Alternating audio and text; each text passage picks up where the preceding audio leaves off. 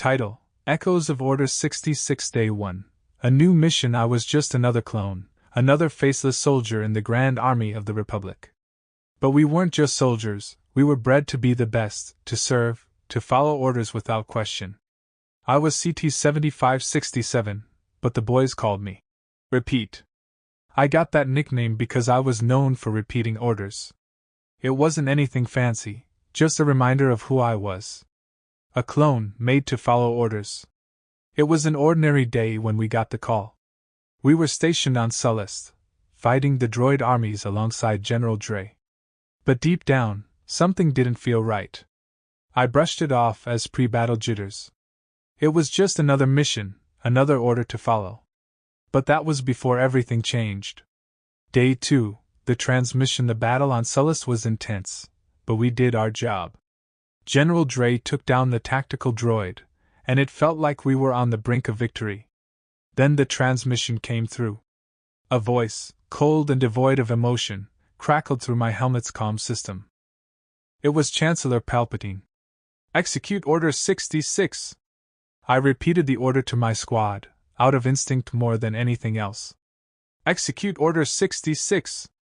The words echoed in my mind as my body moved on autopilot. I wasn't in control anymore. I saw General Dre in my scope, my finger hovering over the trigger. I was supposed to shoot.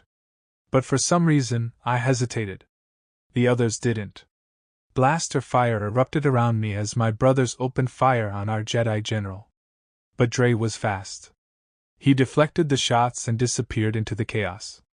My mind was screaming at me to shoot, but I couldn't. It was like I was fighting something deep inside, something I couldn't explain. Day 3, the chase Dre had escaped, and that meant we had failed our mission. The comm channels were filled with reports of Jedi being eliminated across the galaxy. We were supposed to hunt him down, finish the job, but I felt sick. The others didn't seem to notice. They were focused, determined, like they always were. But something had changed in me. I tried to shake it off, focusing on the task at hand. We searched the caves, the tunnels, every nook and cranny where Dre could be hiding. But he was always one step ahead. It was like he knew what we were going to do before we did. And then, during one of our searches, I found something that shook me to my core. It was a hollow recording, hidden deep within one of the Jedi's personal quarters. I knew I shouldn't watch it, it wasn't part of the mission, but something compelled me to press play. It was a recording of a Jedi Council meeting. They were discussing the clones, discussing us. I watched in horror as they debated what would happen if the clones turned against them. They knew. They knew about Order 66 before it even happened. Day 4, the voices. That night, I couldn't sleep. Every time I closed my eyes, I saw the faces of the Jedi we had killed. But more than that, I heard voices. Whispers in the dark, like echoes of a distant past. They were calling my name, telling me to remember. But remember what? I thought I was going crazy. I couldn't tell anyone, not my brothers, not my commanders. They wouldn't understand. They were just following orders, like they were supposed to. But I couldn't shake the feeling that something was terribly wrong. The voices grew louder, more insistent.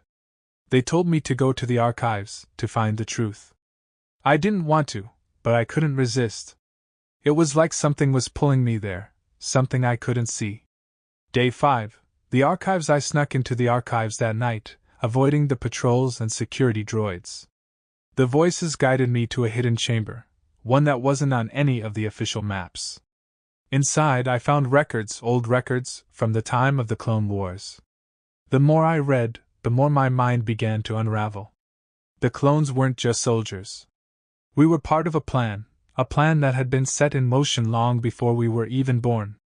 The Kaminoans had implanted something in us, something that made us obey without question. It was a chip, a control device, buried deep in our brains.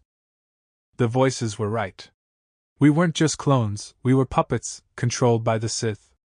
Day 6, the revelation. I didn't know what to do. The truth was too much to bear. I was part of the very thing I had been fighting against. We all were. And now, we were killing the Jedi, the very people we had sworn to protect. I couldn't tell anyone. They wouldn't believe me, and even if they did, what could we do?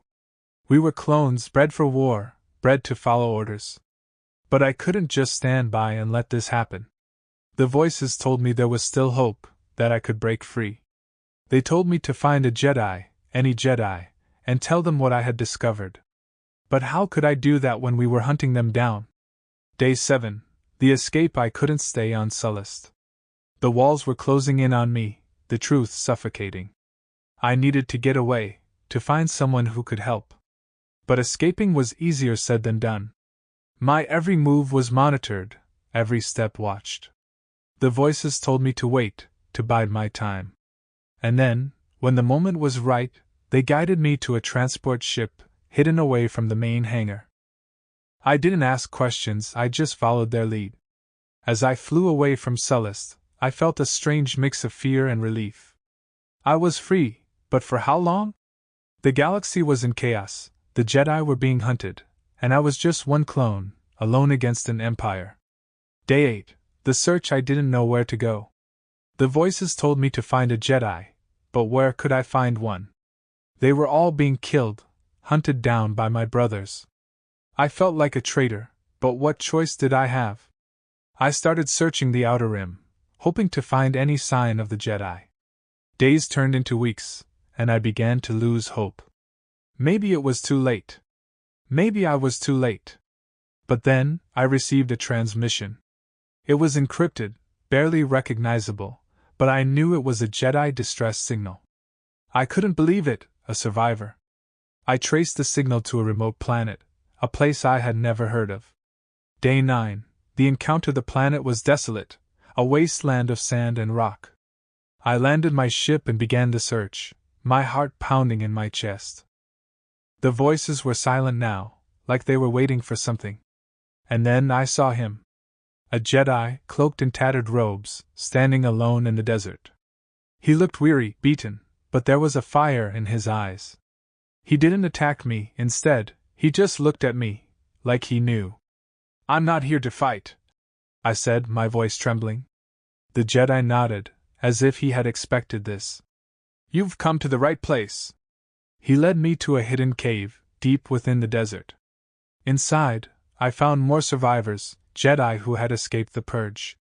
They looked at me with suspicion, but the Jedi who had found me vouched for me. "He's different," he said. "He's broken free." Day 10. The truth. They told me everything. About the Sith, about the Clonewars, about the plan to wipe out the Jedi.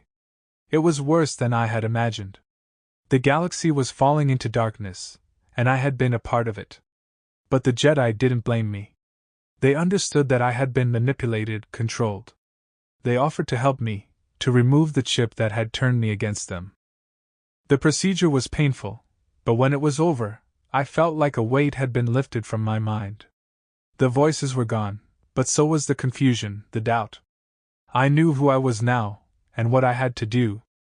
Day 11. The Resistance. I joined the Jedi, fighting against the Empire in secret. We were few, but we were determined. We couldn't let the darkness win. I trained with them, learned their ways, and together we fought back. But it was a losing battle.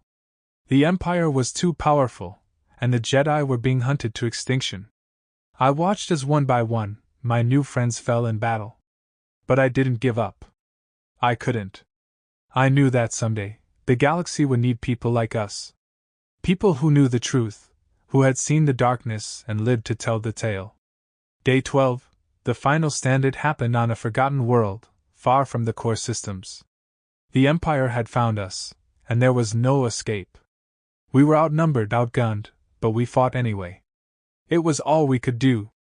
As I fired my blaster, I thought about everything that had happened. The battles, the betrayal, the voices that had guided me. I wasn't just a clone anymore, I was something more. The Jedi fell around me, but I kept fighting. I knew it was the end, but I wasn't afraid. I had found my purpose, my reason for existing. I wasn't just following orders anymore, I was making my own choices. As the darkness closed in, I heard the voices one last time. They weren't echoes of the past, they were my brothers, the ones who had fallen before me. They were calling me home. I closed my eyes, and for the first time in my life, I felt at peace.